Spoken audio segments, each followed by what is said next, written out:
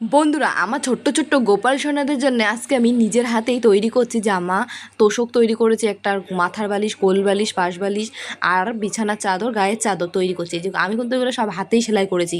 আর এই জিনিসপত্রগুলো সব বানাতে আমার 3 দিন সময় লেগেছে। তো এই দেখো, বালিশের উষারগুলো কিন্তু রেডি হয়ে গেছে। আমি এগুলোকে সোজা পিট করে নিলাম, উল্টো হয়েছিল তাই সোজা করে নিচ্ছি।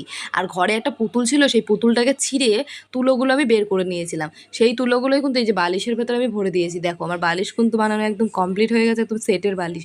এই কাপড়ের টুকরোটা কিন্তু পিস কিনে নিয়ে এসেছিলাম, কিনে নিয়ে এসে বানাচ্ছি। আমার গোলুমলু গোপাল সোনাদের জন্য যেগুলো আমি তৈরি করলাম, চলো তোমাদেরকে একবার দেখাই যে সেটের চাদর বালিশগুলো কেমন হয়েছে দেখতে। এটা হচ্ছে বিছানার চাদর, আর দুপাশে দিলাম কোল বালিশ, মাথার বালিশ, আর এটা গায়ে দেওয়ার চাদর, আর যে আমার গোপাল সোনার জামা।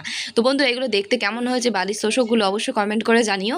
আমি তো গোপাল সোনাকে খুব ভালোবাসি। তোমরা যদি গোপাল সোনাকে সত্যিই ভালোবেসে থাকো, কমেন্টে জয় গোপাল লিখে গোপাল সোনার জন্য একটা লাইক করে দিও। আর কে কোথা থেকে ভিডিওটা দেখছো অবশ্যই কমেন্ট করে জানিও। তোমাদের নামগুলো বলো, যেন নেক্সট ভিডিওতে বলতে